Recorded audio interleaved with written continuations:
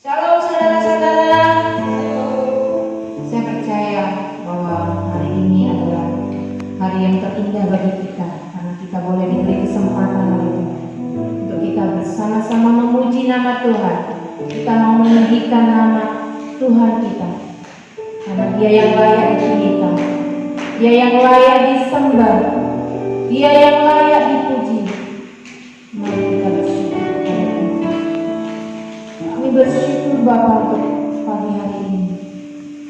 Kami boleh datang di hadapan-Mu. Kami membawa hati kami, rasa syukur kami di hadapan Tuhan. Karena Engkau sudah memberkati sepanjang hidup kami sehingga saat ini Tuhan, saat yang terindah bagi kami untuk kami mengucapkan syukur hanya kepada-Mu. Terima kasih Tuhan. Dan kami percaya bahwa Engkau Allah yang setia dalam hidup kami. Terima kasih Tuhan, terima kasih. Kami memuji Engkau.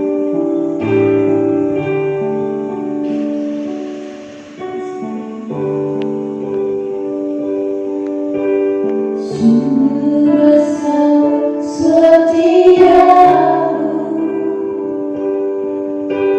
Kau nyatakan bagiku.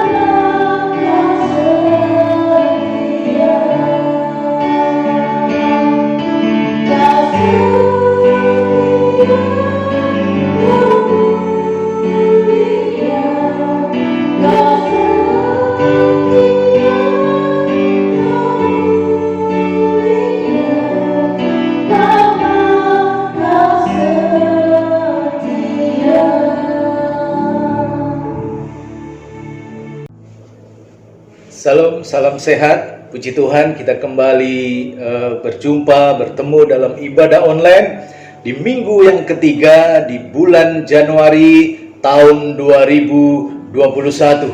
Hari ini saya akan mengajak setiap kita untuk membaca kitab Yeremia. Kitab Yeremia pasal yang ke-29 ayat 11 sampai dengan ayat yang ke-13. Demikian firman Tuhan. Sebab aku ini mengetahui rancangan-rancangan apa yang ada padaku mengenai kamu, demikianlah firman Tuhan, yaitu rancangan damai sejahtera dan bukan rancangan kecelakaan, untuk memberikan kepadamu hari depan yang penuh harapan. Dan apabila kamu berseru dan datang untuk berdoa kepadaku, maka aku akan mendengarkan kamu. Apabila kamu mencari aku, kamu akan menemukan aku. Apabila kamu menanyakan aku dengan segenap hati. Saudara sekalian yang dikasihi oleh Tuhan, ayat ini begitu bagus di dalam ayat yang ke-11.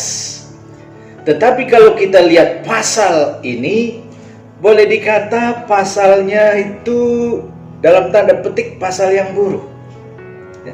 Kenapa saya katakan pasal ini adalah pasal yang buruk? Karena sebenarnya pasal ini menceritakan bangsa Israel yang sedang mengalami keadaan yang buruk. Oleh karena salah, oleh karena dosa bangsa Israel, oleh karena pemberontakan mereka kepada Allah, Allah membuang mereka. Kemana? Ke negeri Babel. Ke negeri Babel. Bangsa Israel adalah bangsa yang menyembah Allah yang benar, Allah yang sejati. Tetapi bangsa ini memberontak kepada Allah.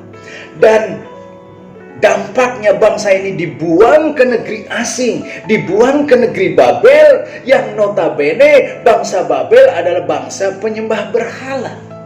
Bangsa yang tidak mengenal Allah, bahkan boleh dikata bangsa yang jahat. Jadi keadaan bangsa Israel di sini adalah dalam keadaan di mana mereka ditampar sama Tuhan, dihukum sama Tuhan, dibuang oleh Tuhan karena salah dan dosa mereka. Mereka dibuang sebagai bangsa buangan. Mereka berada dalam lingkungan yang boleh dikata jahat, lingkungan yang menyembah berhala, dalam kondisi boleh dikata penuh pergumulan, kondisi yang dalam keadaan yang tidak diharapkan oleh mereka, tapi itulah yang mereka alami. Nah, di tengah keadaan yang buruk itu, Tuhan berkata di dalam ayat yang ke-11, sebab aku ini mengetahui rancangan-rancangan apa yang ada padaku mengenai kamu. Demikianlah firman Tuhan, yaitu rancangan damai sejahtera dan bukan rancangan kecelakaan, untuk memberikan kepadamu hari depan yang penuh harapan. Ada sesuatu yang luar biasa. Meskipun bangsa Israel berada dalam kondisi yang buruk, dibuang oleh Tuhan, mereka dalam keadaan yang parah, tapi Tuhan tetap punya rancangan yang indah buat mereka. Mereka sedang mengalami keadaan yang buruk, tetapi itu bukan kecelakaan, kata Tuhan. Tuhan punya rancangan yang indah apa? Untuk mendatangkan damai sejahtera bagi mereka. Meskipun keadaan mereka tidak berada dalam damai, tapi Tuhan punya rancangan damai sejahtera buat mereka. Dan memberikan masa depan yang penuh harapan buat mereka.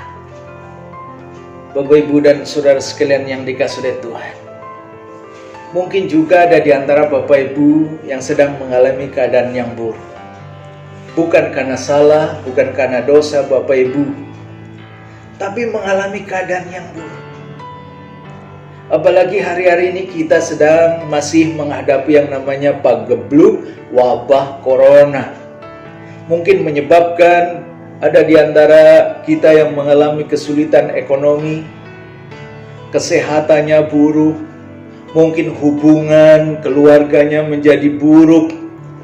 Kita berada dalam situasi dan kondisi yang tidak kita inginkan, bukan karena salah dan dosa.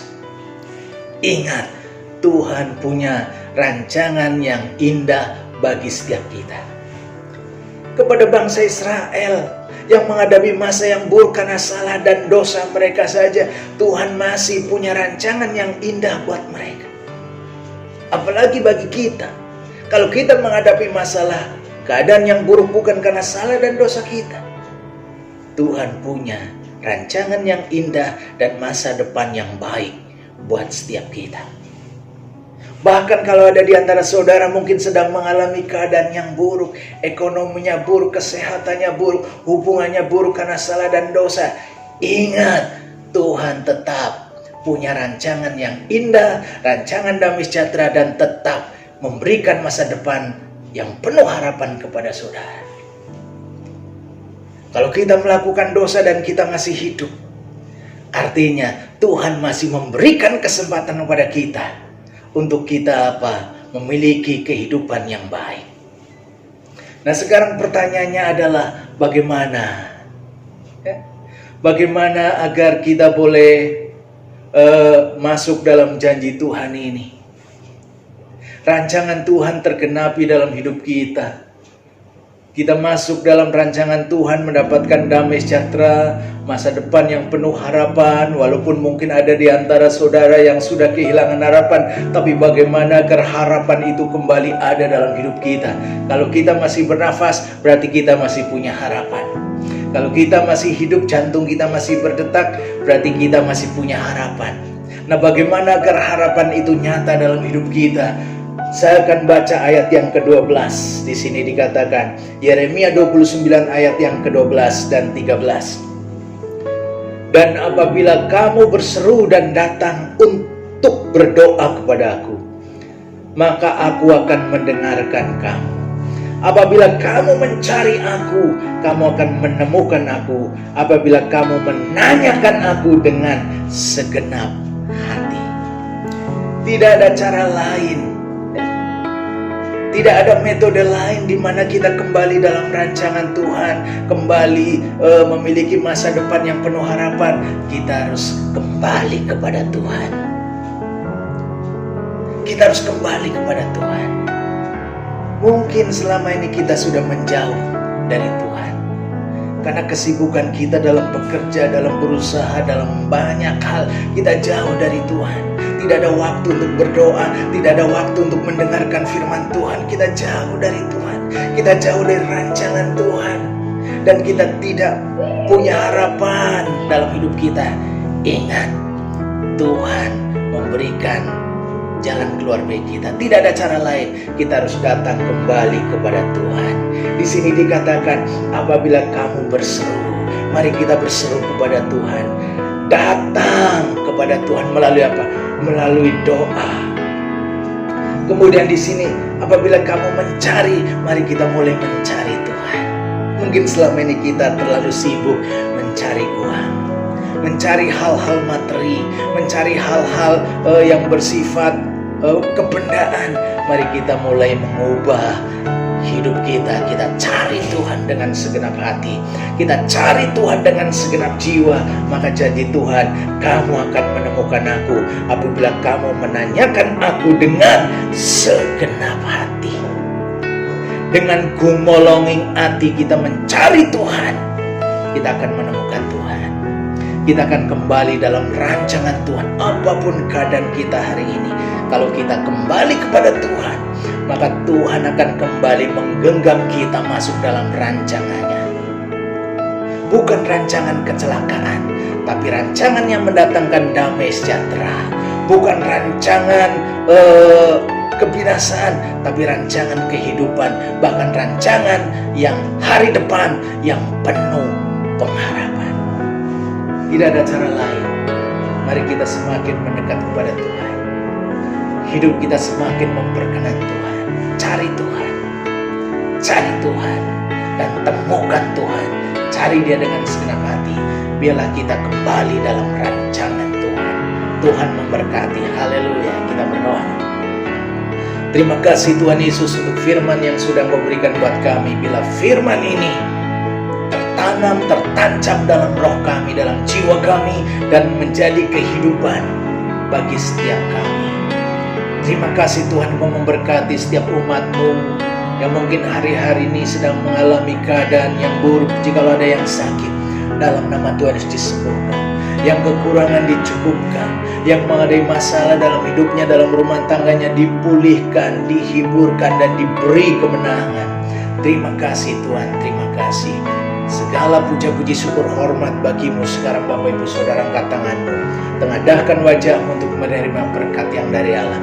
Biarlah kasih, rahmat, anugerah dari Bapa Surgawi, cinta kasih sayang dari Tuhan Yesus Kristus, kekuatan, perlindungan, berkat yang melimpah dari Roh Kudus senantiasa dinyatakan dan dicurahkan atas kehidupanmu secara pribadi, atas keluargamu, anak-anakmu, sanak saudaramu, usahamu, pekerjaanmu, pelayananmu, studimu, masa depanmu, mulai dari hari ini sampai dengan selama-lamanya, dalam nama Tuhan Yesus Kristus. Haleluya. Amin. Tuhan